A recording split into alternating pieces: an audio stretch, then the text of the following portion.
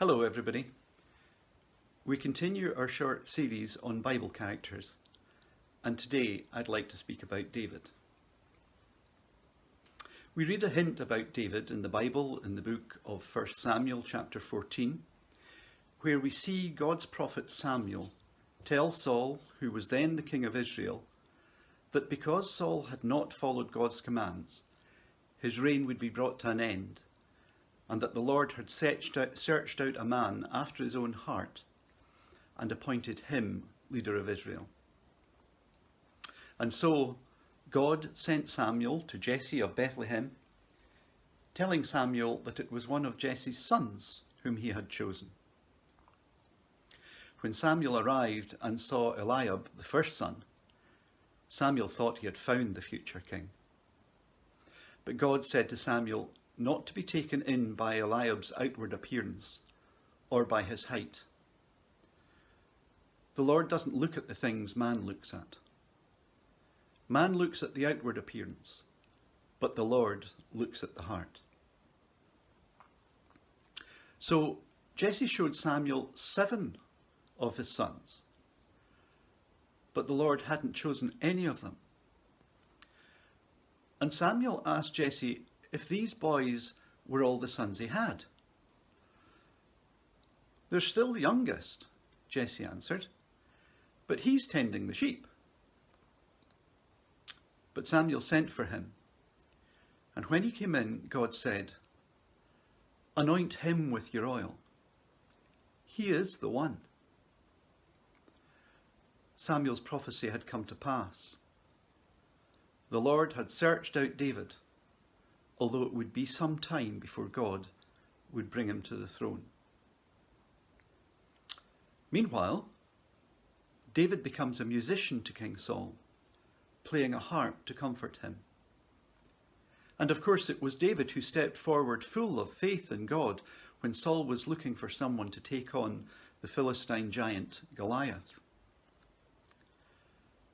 And when God did deliver David from Goliath, it brought the people onto the streets singing and dancing. But the people gave more credit to David than to Saul.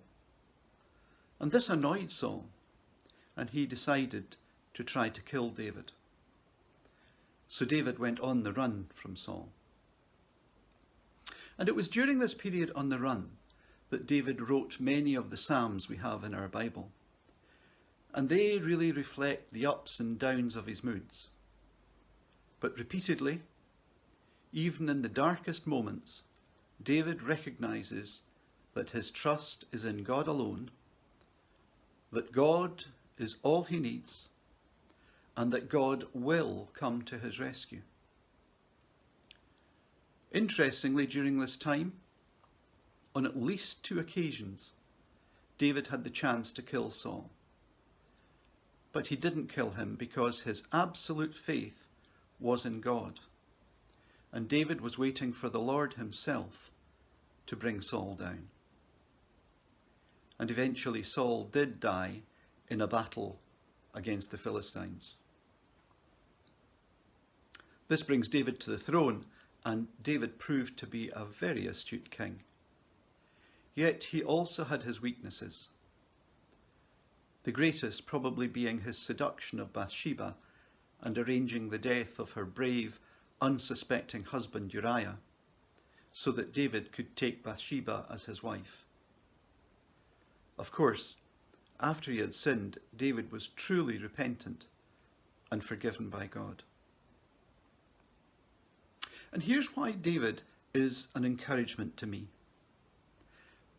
It's because, in a sense, David was just an ordinary, humble shepherd, and yet God knew him to be a man after his own heart. David was committed to following God and applied his faith in the various good times and bad times of life. And yes, his faith was really tested. And yes, he failed at times. But he asked for and received God's forgiveness. And that's just a picture of you and me. And it's really encouraging to know that in our ordinariness, in the ups and downs of life, despite our need of repeated repentance and forgiveness, we too can apply our faith and know God's presence, his guidance and help in what happens to us every day. And so let's be encouraged.